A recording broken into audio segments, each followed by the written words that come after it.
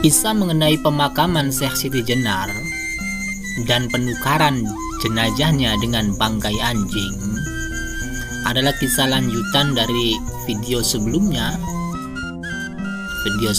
yang membahas mengenai kericuhan dalam persidangan Syekh Siti Jenar.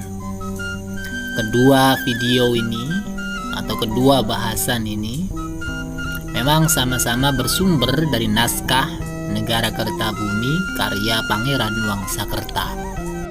Bahwa menurut naskah ini, pemirsa, selepas dieksekusi mati di alun-alun Sangkalabuana oleh Sunan Kudus, jasad Syekh Siti Jenar ini ya diperlakukan sebagaimana selayaknya jasad seorang muslim. Apakah itu dimandikan, disolatkan dan lain sebagainya, kan begitu. Nah, jasad daripada Syekh Siti Jenar juga ini nantinya dimakamkan di Kemlaten, yaitu suatu daerah yang kala itu masih hutan dan banyak pohon melatinya begitu. Letaknya Kemlaten itu tidak terlampau jauh dari kota raja Kesultanan Cirebon. Selepas dimakamkan, para pengikut Syekh Siti Jenar ini ternyata, pemirsa, tidak henti-hentinya menziarahi makam sang wali. Bahkan murid-murid Syekh Siti Jenar yang berasal dari luar Cirebon itu ya datang berbondong-bondong untuk berziarah begitu. Bahkan di antara mereka itu ada yang datang daripada luar Jawa. Dan memang muridnya ini banyak sekali begitu. Selanjutnya, pemirsa, bahwa kian hari kelakuan murid-murid Syekh Siti Jenar ini kian kebablasan. Selain mereka itu membenci Cirebon dan Demak yang dianggap sebagai pembunuh gurunya, murid-murid Syekh Siti Jenar juga ternyata banyak yang mengultuskan makam gurunya. Bahkan di antara mereka itu ada yang seperti menyembah kubur sang wali. Jadi berlebih-lebihan begitu. Kemudian mendapati keadaan yang mencemaskan semacam itu, Sunan Gunung Jati dan beberapa wali lainnya memutuskan memindahkan jasad Syekh Siti Jenar di Giri Amparan Jati atau di Gunung Jati. Dan orang-orang Cirebon itu, pemerintah Kesultanan Cirebon itu memindahkannya itu secara diam-diam begitu. Jadi ketika makamnya sepi, secara diam-diam itu jasad daripada Syekh Siti Jenar itu dipindahkan ke Gunung Jati secara diam-diam. Kemudian mereka menguburkan jenazah Syekh Siti Jenar itu di suatu tempat yang dirahasiakan. Jadi memang dirahasiakan begitu. Sementara di kuburan yang lamanya itu ditaruh bangkai anjing hitam. Kemudian selanjutnya, bahwa kian hari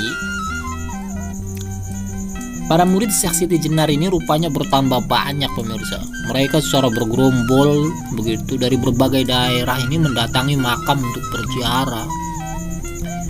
Dan di antara rombongan yang datang, salah satunya itu dari Pengging. Rombongan ini menuntut agar pemerintah Kesultanan Cirebon waktu itu yang dikepalai oleh Sunan Gunung Jati mengizinkan mereka membawa jenazah gurunya untuk dimakamkan di Pengging. Jadi orang Pengging ini murid-murid Syekh Siti Jenar yang paling fanatik begitu ya. Bahkan ketika gurunya sudah dikuburkan saja mau memindahkan jasadnya begitu. Ini fanatik dan saking cintanya begitu. Tuntutan murid-murid Syekh Siti Jenar yang demikian itu, pemirsa, ternyata disetujui oleh Sunan Gunung Jati. Dan akhirnya ketika waktu pembongkaran kuburan tiba, dan kebetulan dihadiri oleh banyak pengikut Syekh Siti Jenar, ya suasananya itu menjadi hening begitu, ya menjadi diam aja begitu. Sebab murid-murid Syekh Siti Jenar itu, mereka itu yang banyak itu dengan kepalanya sendiri mendapati jasad gurunya itu berupa menjadi bangkai anjing hitam.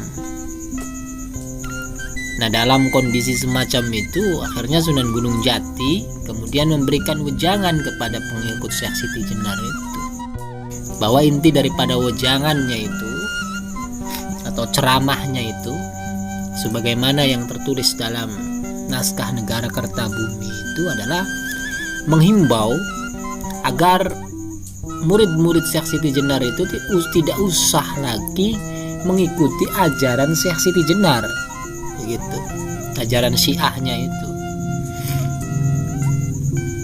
karena ya tidak baik begitu. Kemudian juga jangan lagi mengkultuskan Syekh Siti Jenar begitu, jangan dikultuskan. Yang namanya Syekh Siti Jenar itu adalah manusia biasa, inti pembicaraan nasihatnya itu semacam itu.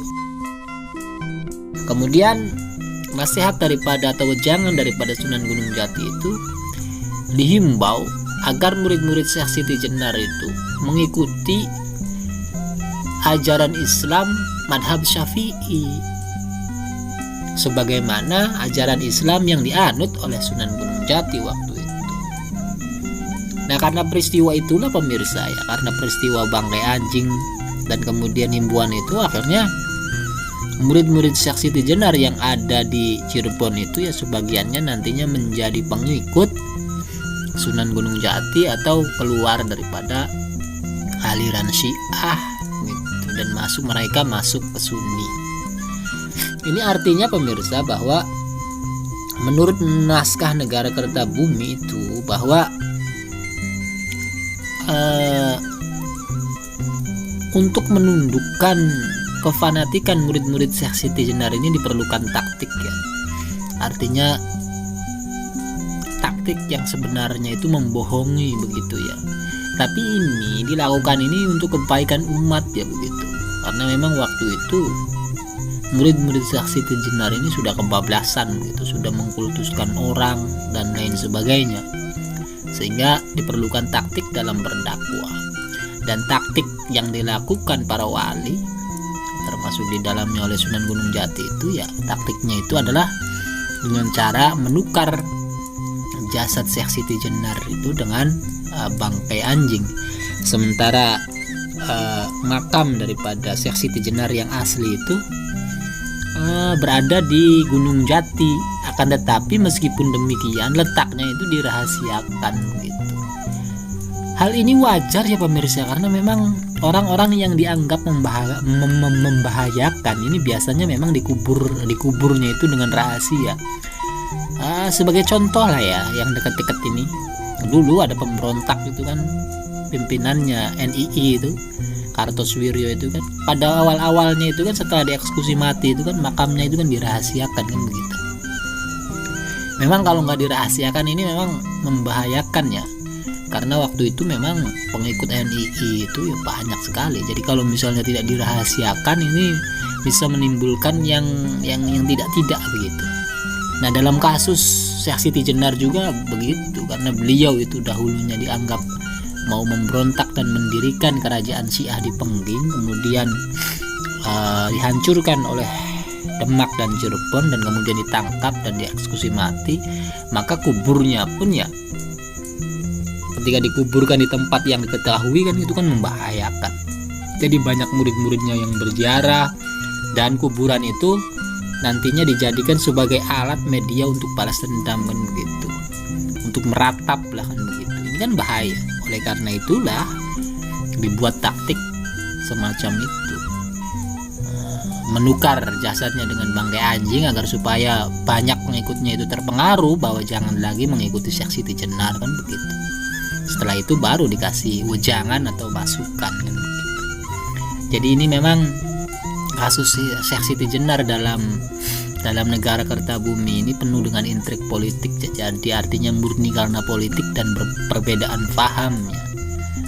Demak itu Sunni dan Cirebon itu Sunni, sementara Pengging itu sebagai imam besarnya Syekh Siti Jenar itu Syiah. Ini menurut Negara Kertabumi ya pemirsa, salah satu naskah yang disusun oleh Pangeran Wangsakerta Cirebon.